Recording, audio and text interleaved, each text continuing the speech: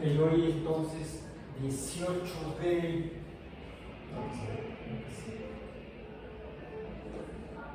18 de agosto de 2022. En Biomatemáticas 1. En Biomatemáticas 1. La sesión pasada vimos las funciones inversas, la regresión de funciones. Vimos que algunas funciones se pueden invertir y obtener funciones, que serían las funciones, la función inversa de la función original. Y vimos un tipo de función en particular, la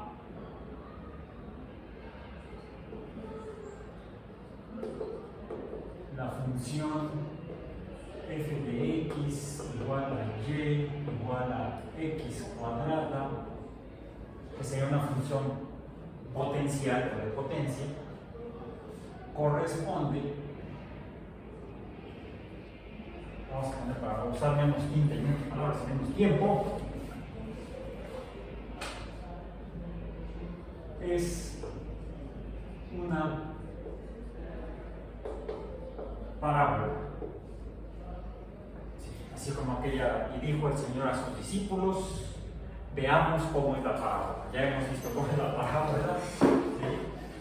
Esta parábola en particular la podemos ver como función en su forma alfanumérica, y igual a x cuadrada. La podemos ver en su forma tabular, x y y, cuando x es igual a menos 3, y es igual a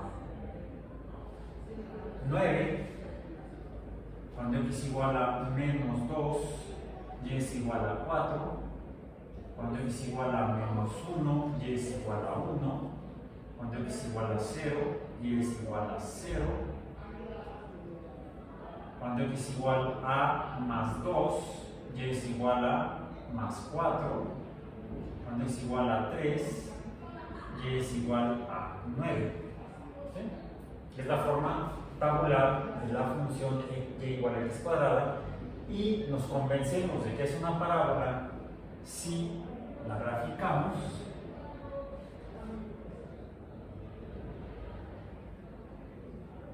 x.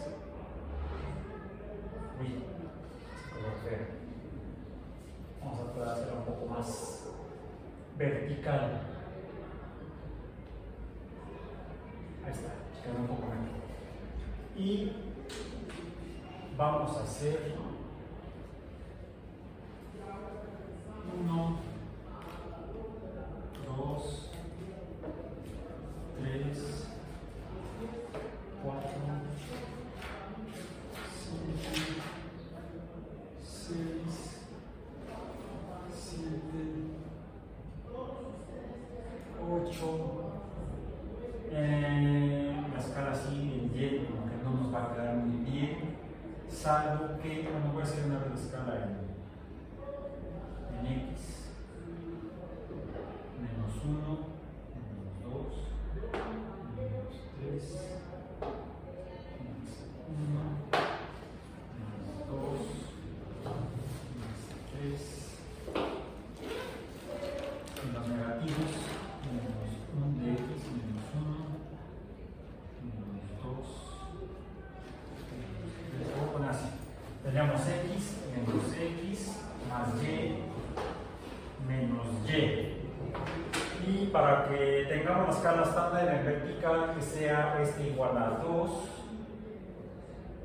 4, 6, 8, 10, 12, 14.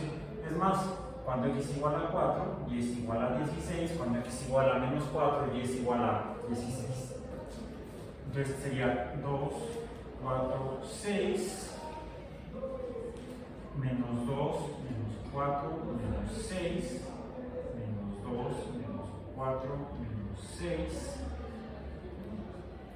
Porque aquí lo que tenemos es Cuando x igual a menos 3, y es igual a más 9, estaría por aquí. Dijimos cuando x igual a menos 4 sería igual a menos 16, estaría por aquí. Cuando x igual a menos 2, y es igual a menos 4.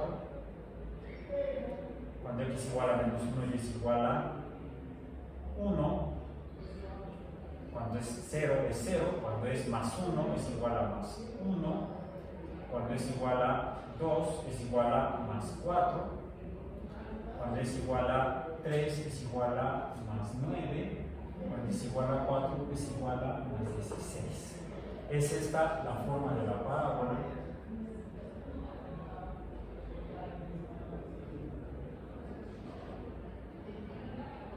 Y es igual a x cuadrado. ¿Sí? Ahí está. No hay duda. Pero su función inversa,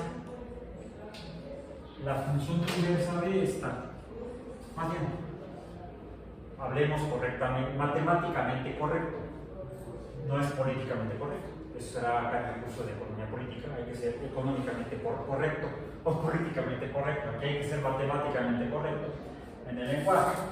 Cuando invierto yo esa función, sería entonces la... Si yo intento invirtiendo, y no a plazo fijo, que eso sería en el curso de economía, que es en el otro que no habla, invirtiendo la función y igual a x cuadrada, quedaría x igual a y cuadrada, pero para que sea la función inversa verdadera, debo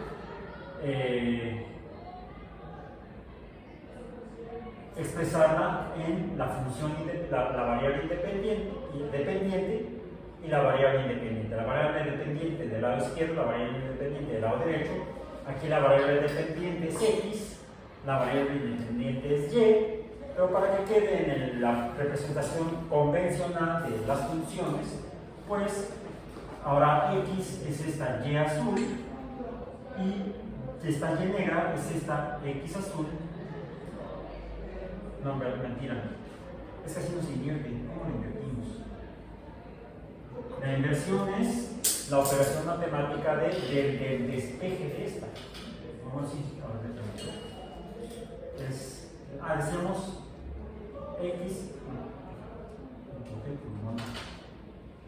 Está bien. Es x es igual a y cuadrada, pero debo despejar y. Es lo que me estaba fallando. ¿Sí? Y despejada, es la que voy a poner yo aquí, y será igual entonces a la raíz cuadrada de x. ¿Por qué? Porque es también x a la 1 media. ¿Okay? Esta es la función inversa. Más la inversa del cuadrado es la potencia 1 entre 2.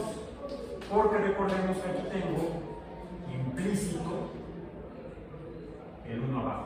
2 entre 1, el inverso es 1 entre 2. Okay. Entonces, 2 a la x entre 1 es la parábola cóncava arriba que está aquí. Esta es otra parábola, pero su forma es la que vimos ayer, que es, lo tengo que poner en azul, es la que tiene estos valores. Este de aquí, el de acá es el mismo, luego es este de acá, acá, luego tengo que poner hacia la derecha. 6, 8, 10, vamos a decir. ¿Okay? Tendríamos, sería 8 y acá sería 10. Entonces, cuando x es igual a, en esta, en azul, cuando x es igual a 9, y es igual a más 3, cuando es igual a 9 y es igual a más 3, pero también es igual a menos 3. Y entonces tenemos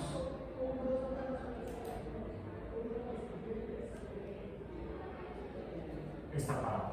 Por eso decimos que esta función, esta ecuación azul, y igual a raíz cuadrada de x o y igual a x al grado medio, no es una función f de x. No es.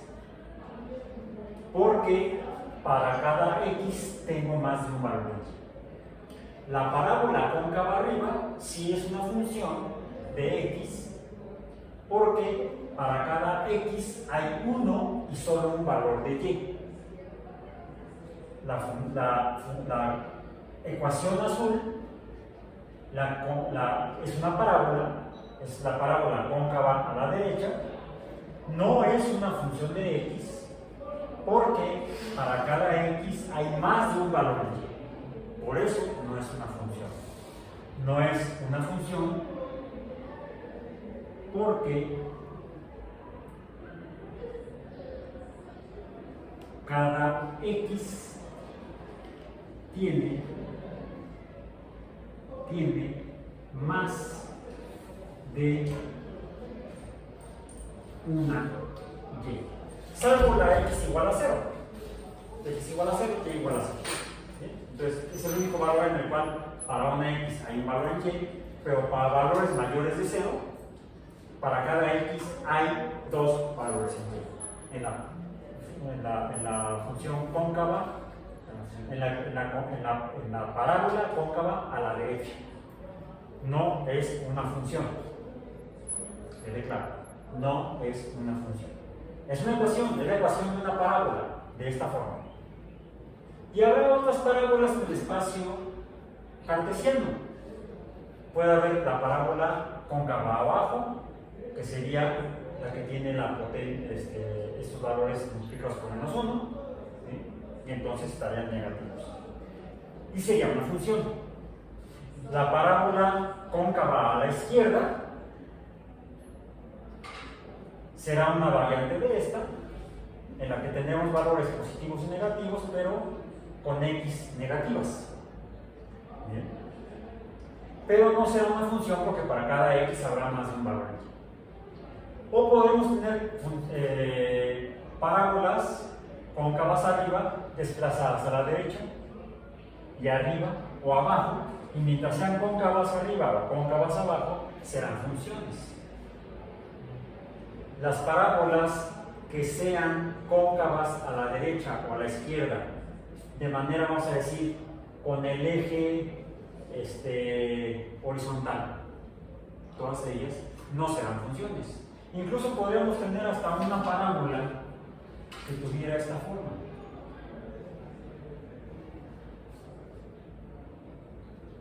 Es una función.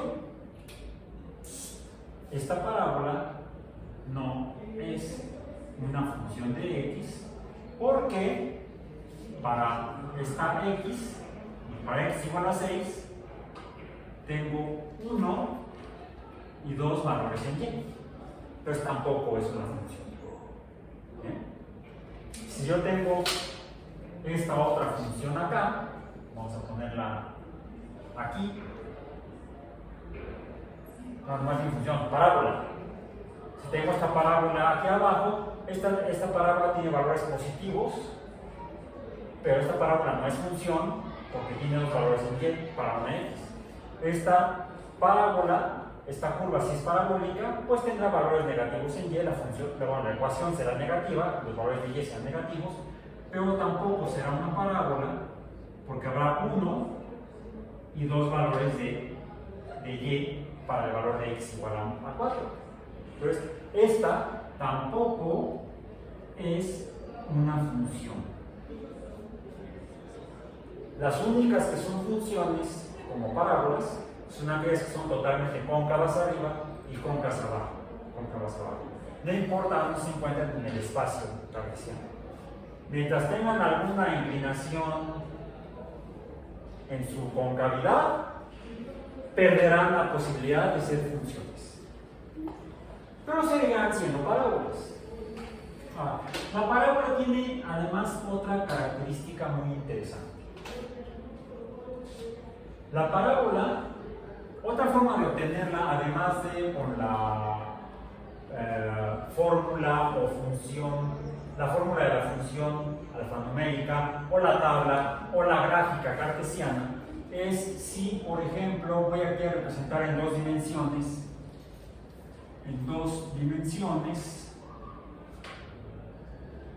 un cono se ve o se puede ver más o menos así. Déjenme cambiarlo de posición. Lo voy a poner más abajo. Voy a poner más abajo, voy a tratar de hacerlo. Ahí está, más o menos. ¿Y qué se necesita para que represente realmente un cono? Imaginemos que lo estamos viendo desde aquí y está sobre una mesa y lo estoy viendo de perfil. Si lo veo exactamente de perfil, pues voy a ver los lados inclinados del cono. El cono es un cuerpo,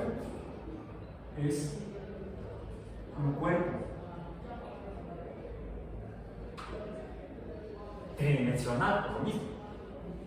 Tiene una altura, tiene un ancho y tiene un largo. Pero si yo lo veo de perfil, lo voy a ver como si fuera una superficie. Lo estoy viendo en dos dimensiones. Es el sombreado por las luces y la visión estereoscópica la que me permitiría distinguirlo como cono. Si no, yo lo que estoy viendo, ¿qué es? Un triángulo. Es una figura geométrica. Esto es un triángulo.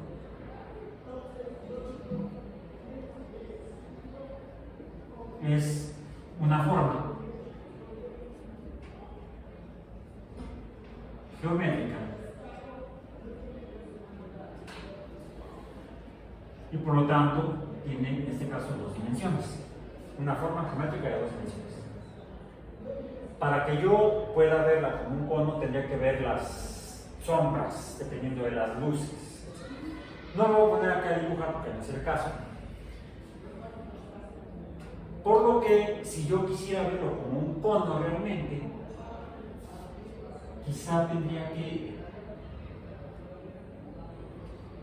no representarlo de perfil, frente, vamos a decir, sino un poco desde un ángulo no horizontal respecto a la figura, sino un ángulo podría ser menor que la horizontal. Sería un poco difícil porque yo lo vería a la base y la parte de la punta la vería hacia arriba, sería un poco más difícil de reconocerlo como un cono. Sería más fácil si en lugar de verlo con un ángulo negativo, esto en fotografía se dice, si yo tuviera una cámara, diría es una toma contrapicada del breviario cultural. Lo opuesto que es, en lugar de tener un ángulo negativo respecto al horizontal, sería tener un ángulo positivo respecto al horizontal. Esto en fotografía se llama, pues, si esta es contrapicada, ¿cómo se llama la otra? Picada, es una toma picada. Y no porque tenga aquí. Cuando yo veo un cono de esa manera, entonces puedo ver parte de la curvatura de la base del cono. La base del cono la vería yo así, más o menos. ¿Sí? Cuando en realidad la base del cono en realidad es una figura geométrica más semejante a un círculo. La base es un círculo. Bien. Como círculo pues, tiene un centro y la distancia del centro a la circunferencia o perímetro de la base es una circunferencia. La distancia es el radio, ¿correcto? La distancia entre un extremo y el otro que pase por el centro será el diámetro. Quizá lo que estoy representando aquí como línea punteada es el diámetro de la base del cono, porque la base del cono es un círculo. Por cierto, si yo represento la circunferencia del círculo en el plano cartesiano y obtengo su forma alfanumérica, voy a poder calcular sus dimensiones, pero voy a concluir que no es una función. La descripción matemática alfanumérica de la representación de un círculo no es una función. La magnitud del perímetro o la circunferencia de un círculo no es una función. La circunferencia no es una función de x, porque colocado aquí, para cada x tengo dos valores en y, ¿sí? Un valor arriba y un valor abajo. Entonces, una circunferencia no obedece a una función matemática. Si hay una ecuación o fórmula que me permite representar cualquier círculo, pero esa representación, esa fórmula, no es una función. El hecho es que en el cono hay círculos. ¿Y por qué digo que hay círculos? Porque si yo corto al cono paralelo a la base, si tomo una cuchilla o algo con que cortar, un objeto cortante, y lo paso por el cono paralelo a la base, lo que voy a obtener son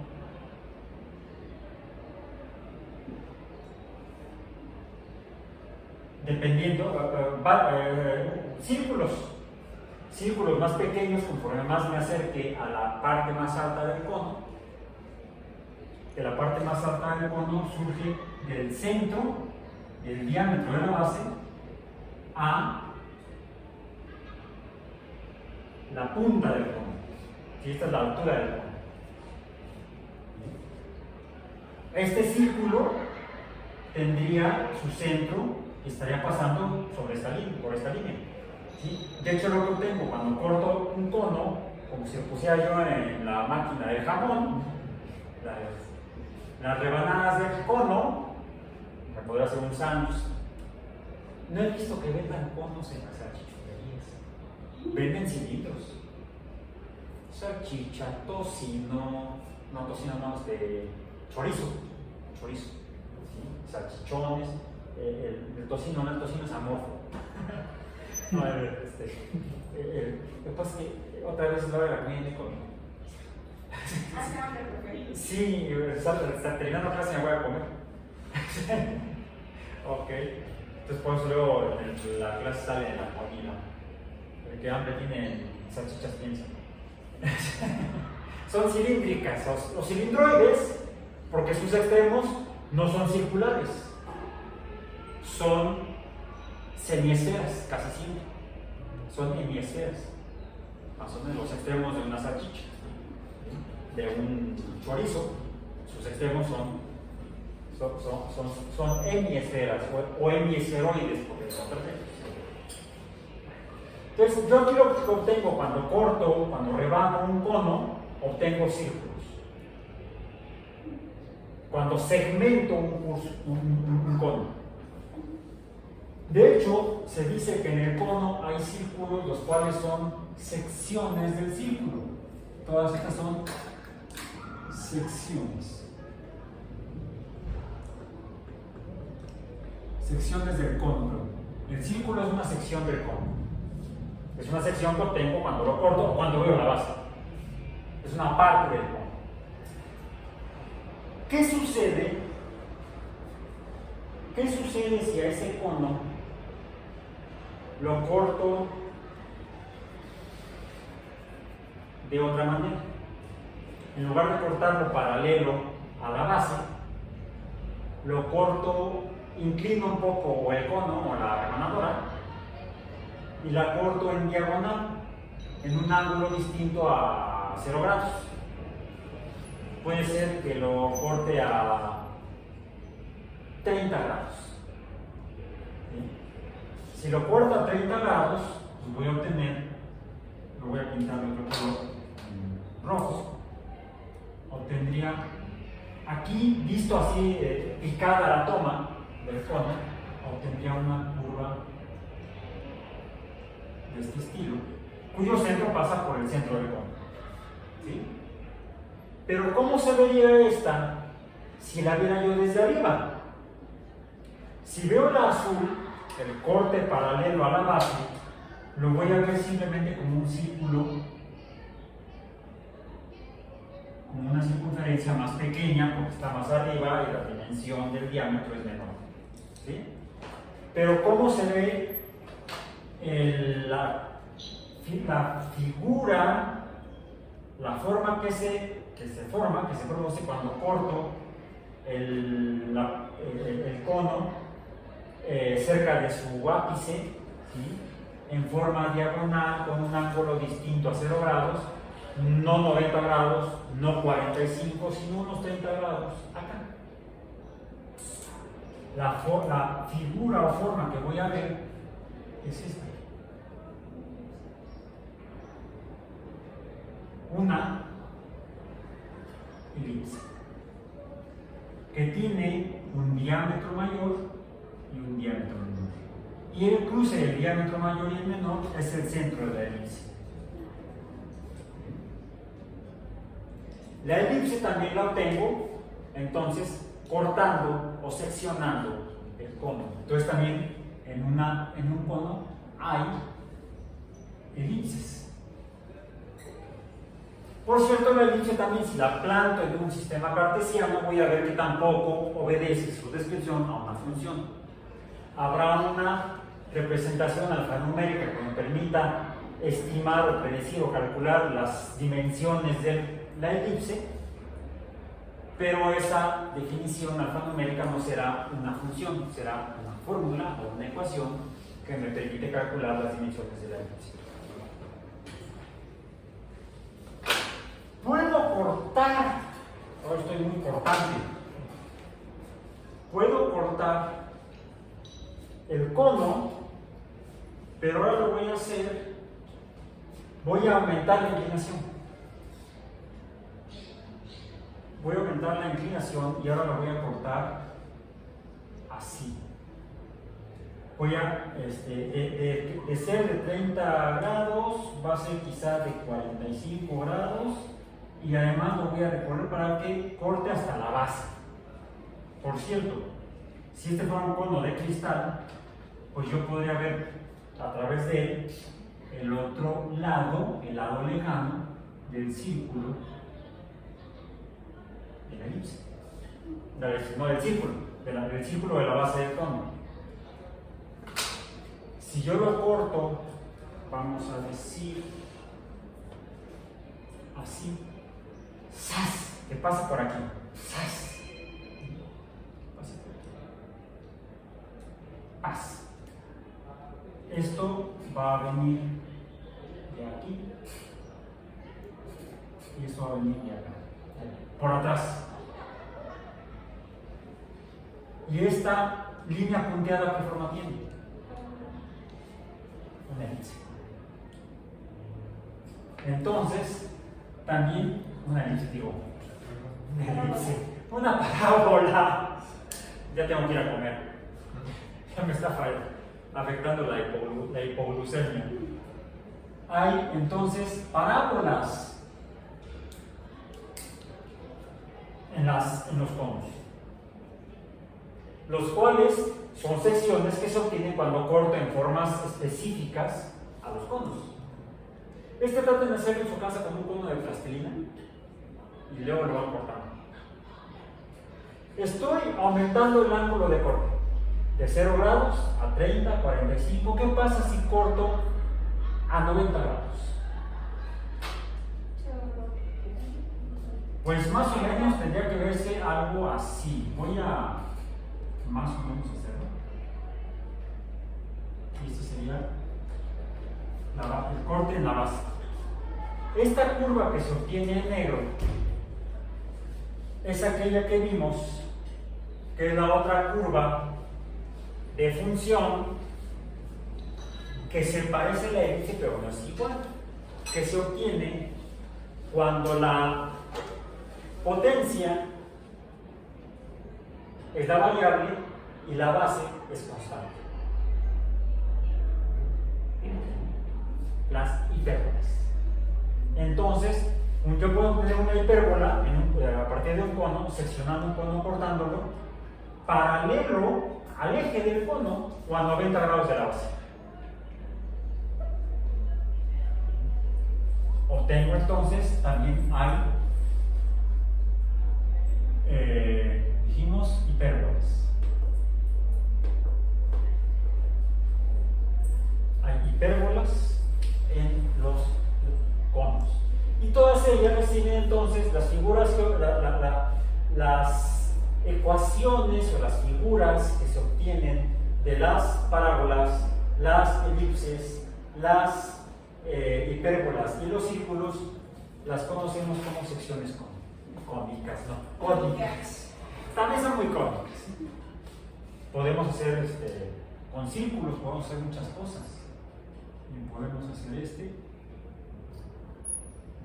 círculos, dije círculos. Con círculos podemos hacer esto. Puedo ponerle aquí un círculo, acá otro círculo, acá una elipse, no, una parábola, acá una elipse, acá otra parábola, acá otra parábola, aquí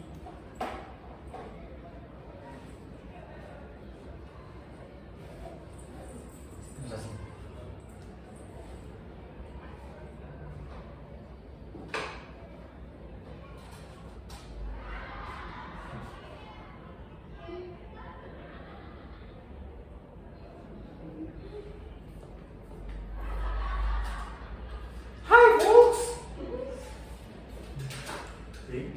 Algo tan simple como esto. Entonces sí, las secciones cónicas pueden ser secciones cónicas. Ok. Pasemos a algo más serio. No más serio. Más interesante, más curioso cuando trabajamos con ángulos. Cuando trabajamos con ángulos. Voy a venir con todo esto para acá.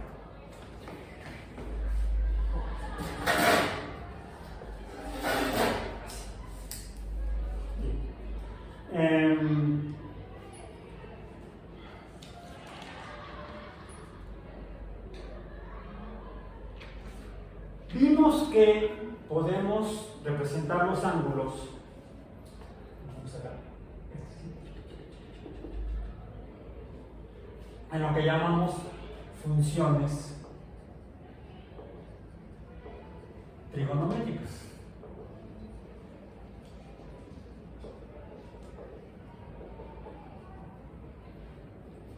En las cuales representamos la dependencia de una cantidad y, la función depende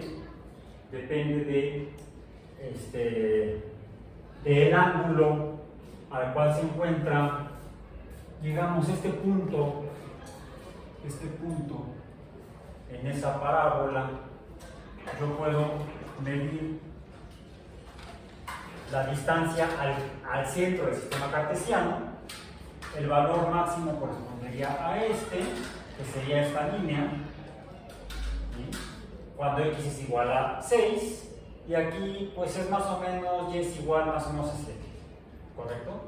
Tenemos entonces aquí en el valor de y el valor de x, tenemos ahora lo que se llama un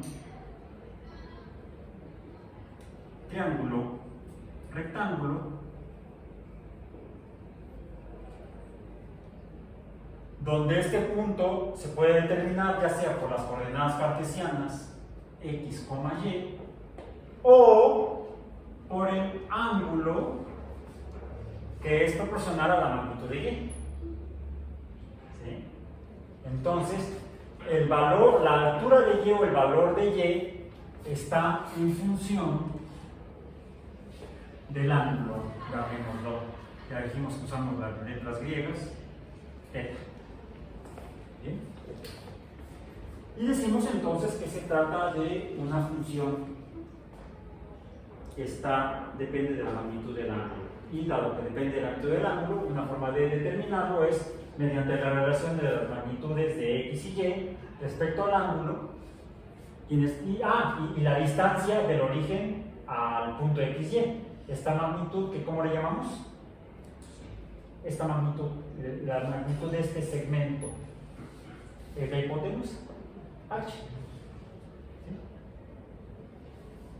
Y hay una relación entre estos tres valores que cartesianamente se define por el teorema de Pitágoras, o triangularmente lo podemos definir por las funciones trigonométricas seno, el valor del ángulo, el seno del ángulo, que es la proporción de el valor de y entre el valor de la hipotenusa, o la función coseno del ángulo, que es la magnitud de x entre la magnitud de la hipotenusa, o el cociente de y entre x, que es la función tangente del ángulo. Pero el hecho de que sea tangente, de hecho significa que ese ángulo está inscrito en un círculo centrado en los valores 0, 0 de este sistema de coordenadas, que podrían ser, si fueran cartesianas, serían x y y, ¿sí? O si la represento en radianes, en pi radianes, será entonces coordenadas polares. X y y, x, y son coordenadas cartesianas.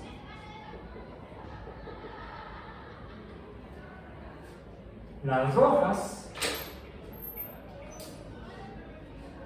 2 pi radianes, 1 pi radian, 3 medios de pi radianes, o pi medio radian, que es lo mismo que 1 medio por pi radianes, son coordenadas polares. ¿Bien? Y entonces ese punto ahí, este punto que está aquí,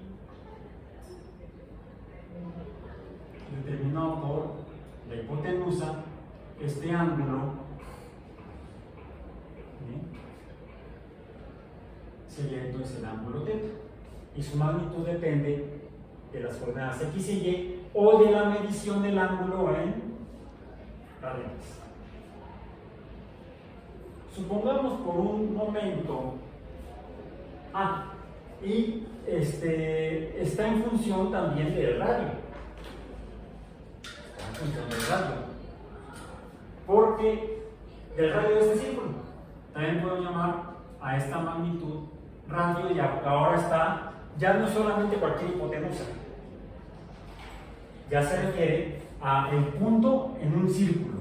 Y la magnitud del centro a ese punto es el radio del círculo correspondiente. Así es que podemos determinar este punto por estas funciones trigonométricas o por el teorema de Pitágoras, donde x, y será la magnitud de x más la magnitud de y, pero para que sea igual a la magnitud del radio, estos tienen que estar en forma cuadrática.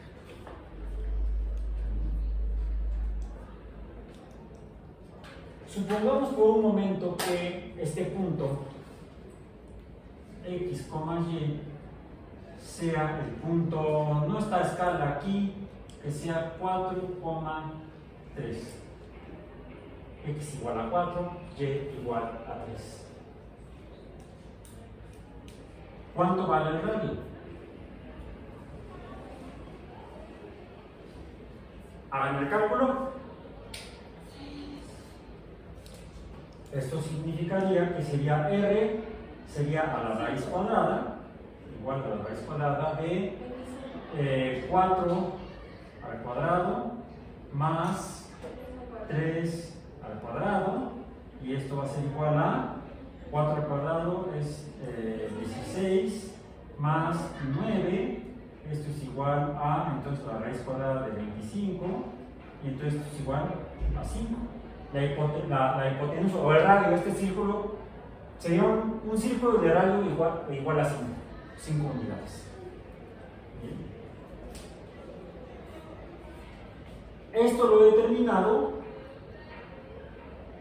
mediante una función que es esta, ¿no? Despejándola sería r igual a la raíz cuadrada de x cuadrada más y cuadrado, ¿sí? En un sistema de coordenadas polares, y entonces esto es un valor que depende, un valor r que depende de dos variables. En un sistema de coordenadas cartesianas, pero visto en un sistema de coordenadas polares, podré llamarle una función. Más bien, tengo que hacerlo en rojo porque estoy hablando de las coordenadas polares. Será una función polar.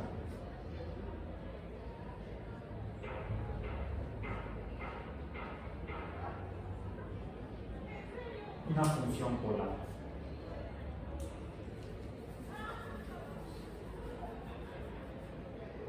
Finalmente, las funciones polares también se pueden representar en su forma trigonométrica. ¿Sí? Yo puedo tener este mismo punto determinado, por ejemplo, x sería igual al 5, h sería igual al 4, h sería igual a 5, entonces este cociente 4 entre 5, ¿cuánto es 4 entre 5?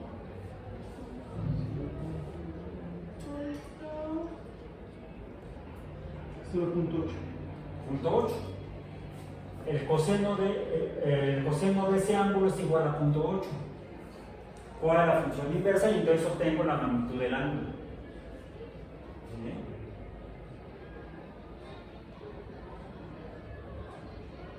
Puedo entonces representar puntos en un sistema de coordenadas polares que dependen del ángulo mientras estos valores van cambiando. ¿Sí? Y por lo tanto, entonces estaría cambiando también el ángulo del radio. ¿Y qué sucede cuando eso, o cómo se ve cuando eso sucede? Veamos esta función. El radio, un ejemplo de una función polar.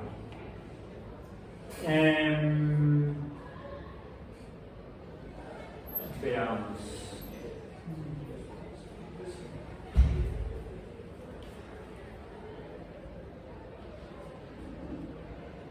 Las funciones polares son aquellas cuando el radio está en función del ángulo. O sea, el ángulo va cambiando. Y entonces el radio va a ir cambiando su posición en el sistema de coordenadas polares. Será igual a una relación entre cantidades que varían de forma trigonométrica. Como por ejemplo, ¿qué les parece? El seno del ángulo, pero que sea multiplicado por un coeficiente igual a un número que sea 2.5, por, no hizo aquí el paréntesis, por esto voy a poner un rayo, 2.5 el seno del ángulo, pero además para que sea interesante lo multiplico por -1, más la función coseno del ángulo, pero que esta también está siendo multiplicada por un coeficiente igual a 3, más el valor variable del ángulo mismo, pero que es, para que sea interesante, lo que este valor del ángulo cambia 3 veces en cada cambio del ángulo. En radianes, recuerdo, en radianes. ¿Bien? Más una constante igual a CA2.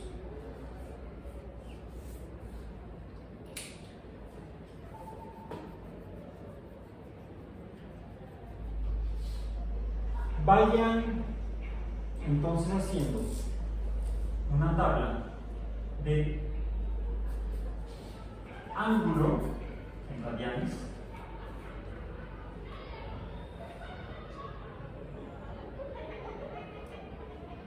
cuánto vale R, cuánto en radianes, parto desde, digamos, menos 4, menos 3.5, menos 3.0, más o menos como la que hicimos la sesión pasada, en la que teníamos menos 4, menos 3, menos 2, menos 1, hasta más 4, pero vayan calculando también cada valor intermedio instante entre los números enteros.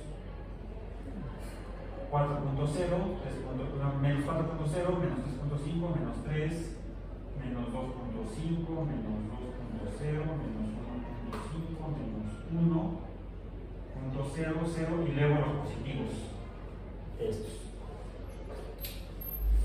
Y nos vemos el próximo lunes. Esto queda para que lo entreguen junto con los ejercicios en su reporte semanal de esta quinta semana. Sexta semana, sí. Bueno, entonces por hoy terminamos.